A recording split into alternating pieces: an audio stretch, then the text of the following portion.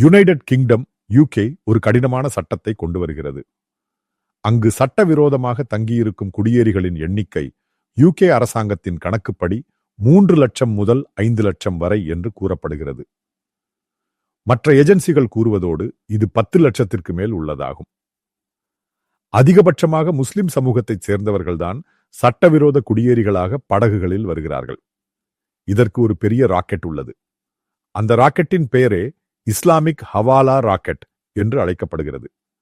Telegraph செய்தித்தாள் அதே வார்த்தையைத்தான் பயன்படுத்தியுள்ளது, Islamic ஹவாலா rocket. இந்த ராக்கெட்டின் ஒரு பகுதியாக பல இடங்களில் இருந்து பணம் கொண்டு வரும் மாஃபியாக்கள் மக்களை கடத்தி வருகிறார்கள்.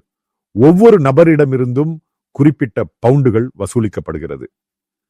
இதை தடுக்க யூகே அரசாங்கம் சட்டவிரோதமாக வேலை செய்யும் குடியேறிகளுக்கு எதிராக, குறிப்பாக 95% முஸ்லிம் சமூகத்தை சேர்ந்தவர்களுக்கு எதிராக நடவடிக்கை எடுக்கிறது. பாகிஸ்தான் மற்றும் பிற இஸ்லாமிய நாடுகளில் இருந்து வந்தவர்களுக்கு எதிராக யூகே நிர்வாகம் புதிய தீர்மானத்தில் கூறுகிறது, சட்டவிரோதமாக தங்கியிருக்கும் நபர்களுக்கு வேலை கொடுக்கும் முதலாளிகளுக்கு எதிராக நடவடிக்கை எடுக்கப்படும். அதிகமானோர் பணிபுரியும் இடங்கள் பார்பர் ஷாப், பியூட்டி பார்லர், உணவு மற்றும் பொருட்கள் டெலிவரி, கன்ஸ்ட்ரக்ஷன் சைட் போன்றவை. இவர்களுக்கு சம்பளம் மிகவும் குறைவு. ஏனெனில் யூகேயில் சட்டபூர்வமாக வேலை செய்பவர்களுக்கு அதிக கட்டணம் செலுத்த வேண்டும். ஆனால் இவர்களுக்கு அதில் பாதி கொடுத்தாலே போதும். பின்னர் இவர்கள் அந்த பணத்தை வாழ்க்கைக்கு பயன்படுத்தி யூகேயை இஸ்லாமிய நாடாக மாற்றும் முயற்சியில் ஈடுபடுகிறார்கள் என்று டெலிகிராஃபின் செய்தித்தாள் யூகே நிர்வாகத்தை குற்றம் சாட்டி ரிப்போர்ட் செய்துள்ளது. இப்போது பல இந்தியர்கள் யூகேயில் சிறு வணிகங்களை நடத்துகிறார்கள். கடைகளில் சட்டவிரோதமாக வேலை கொடுப்பவர்கள், ரெஸ்டாரண்ட்களில் நிற்பவர்கள், ஹோட்டல்களில் வேலை செய்பவர்கள், கிளீனிங் மற்றும் பிற பணிகள் செய்பவர்கள், இவர்களின் எண்ணிக்கை சுமார் 2.5 முதல் 3 லட்சம் வரை இருக்கும். இவர்களுக்கு சம்பளம் கொடுக்கும்போது அரசுக்கு கிடைக்க வேண்டிய வரி கூட கிடைப்பதில்லை. சர்வீஸ் டாக்ஸ் போன்றவை கூட செலுத்தப்படுவதில்லை. இது யூகே பொருளாதாரத்தை பெரிதும் பாதிக்கிறது. யூகேயின் பாதுகாப்பு, சாதாரண பிரிட்டிஷ் குடிமகனின் வாழ்க்கை, இவை அனைத்தும் சட்டவிரோத குடியேறிகளால் பாதிக்கப்படுகிறது, குறிப்பாக முஸ்லிம் சமூகத்தினரால். எனவே புதிய சட்டத்தில் கூறப்படுவது, இவர்களுக்கு வேலை கொடுப்பவர்கள் ஒவ்வொரு ஊழியருக்கும் 60,000 பவுண்ட் அபராதம் விதிக்கப்படும். ஒரு சட்டவிரோத ஊழியரை நீங்கள் வேலையில் அமர்த்தினால் 60,000 பவுண்ட் அபராதம். மேலும் இந்த வேலை கொடுப்பவர் 5 ஆண்டுகள் கடின சிறை தண்டனை அனுபவிக்க வேண்டும். இது எக்ஸ்பிரஸ் லா ஆகும். எனவே உங்கள் வேலையில் இப்படி யாரையாவது அமர்த்தியிருந்தால் இன்றே அவர்களை வெளியேற்றுங்கள். ஏனெனில் யூகே நிர்வாகம் கடுமையான நடவடிக்கை எடுக்கப் போகிறது. இது அமெரிக்க அழுத்தம் காரணமாக உள்ளது.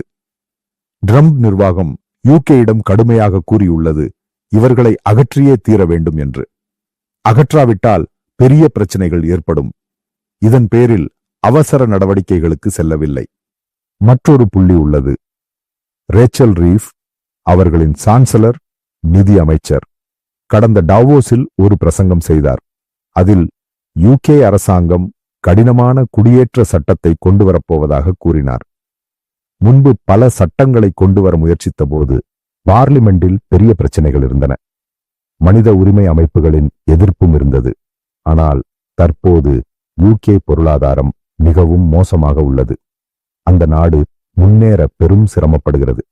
இதன் ஒரு பகுதியாக இந்த கடினமான குடியேற்ற சட்டத்தை கொண்டு வருகிறார்கள்.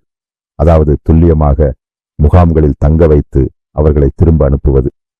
முன்பு ஸ்வீடன் எப்படி இதே மாதிரியான சட்டத்தை கொண்டு வந்து நடைமுறைப்படுத்தியது, அதேபோல் யூகேயிலும் செய்யப்போகிறார்கள். அங்கு பல இந்தியர்கள் அப்படிப்பட்டவர்களை வேலையில் அமர்த்தியிருந்தால் மிகவும் ஜாக்கிரதையாக இருங்கள். ஏனெனில் அரசு கடுமையான நடவடிக்கை எடுக்கப் போகிறது. அங்கு என்னென்ன பிரச்சனைகள் உள்ளன என்பது உங்களுக்கு தெரியும். குத்துவது போன்ற வீடியோக்கள் வெவ்வேறு இடங்களில் வந்து கொண்டிருக்கிறது. இது யூகே ரிஃபார்ம்ஸ் கட்சிக்கு பிரபலத்துவத்தை அதிகரிக்கிறது. அது தீவிர வலதுசாரி கட்சி. அங்கு ஆட்சியில் இருக்கும் கீத் ஸ்டார்மரின் லேபர் கட்சியின் பிரபலத்துவம் குறைந்து வருகிறது. இவை அனைத்தையும் பார்த்துத்தான் யூகே புதிய சட்டங்களையும் சீர்திருத்தங்களையும் கடினமான சட்டங்களையும் கொண்டு வருகிறது. அதேபோல் பார்டர் பாதுகாப்பு மிகவும் கடினமாகிறது. யாராவது உள்ளே நுழைந்தால் உடனே மானிட்டர் செய்து கடலிலேயே மானிட்டர் செய்து முகாம்களில் தங்க வைத்து திரும்ப அனுப்புவது. அந்த சட்டத்தையும் அவர்கள் நடைமுறைப்படுத்தப் போகிறார்கள். புரிந்து கொள்ள வேண்டியது, யூகே அரசாங்கம் மற்றும் மக்களின் ஆசை பழைய பிரிட்டன் திரும்ப வர வேண்டும் என்பதுதான். இதேபோல் சட்டவிரோத குடியேறிகள் மற்றும் முஸ்லிம் சமூகம் அதிகமாக உள்ளே நுழையும் போது அங்குள்ள முழு பிரிட்டிஷ் வாழ்க்கையே மாறிவிடுகிறது. பப்ளிக் இடங்களிலும் தெருக்களிலும் எல்லா இடங்களிலும் பெரும் தொந்தரவாக மாறியுள்ளது. இதன் ஒரு பகுதியாக இதை முழுமையாக நிறுத்த பல சட்டங்களை கொண்டு வருகிறார்கள். சட்டவிரோதமாக தங்கி பிரச்சனை ஏற்படுத்தும் நபர்கள், உதாரணமாக நிலம் கைப்பற்றும் கும்பல்கள், இது பெரிய பிரச்சனையாக இருந்தது. இவற்றை அடக்க புதிய சட்டம் கொண்டு வரும்போது புரிந்து கொள்ள வேண்டிய ஒரு விஷயம் உள்ளது. அது அமெரிக்க அழுத்தம் மட்டுமல்ல, யூகேயில் வாழும் யூகே குடிமக்களின் எதிர்ப்பும் மிகவும் வலுவாக இருந்தது. பல பல்கலைக்கழகங்களிலும் பேச்சுக்களிலும் பார்லிமெண்டிலும் யூகே குடிமக்கள் கூட வெளியே வந்து எதிர்ப்பு தெரிவிக்கிறார்கள். அதேபோல் அங்குள்ள அரசியல் கட்சிகளை விட அதிக பிரபலத்துவம் பெற்று வரும் கட்சி யூகே ரிஃபார்ம்ஸ் கட்சி. அது தீவிர வலதுசாரி கட்சி. அவர்களுக்கு அதிக ஆதரவு கிடைக்கிறது. மிட் டேர்ம் தேர்தல் வரும் என்று கூட பயம் உள்ளது.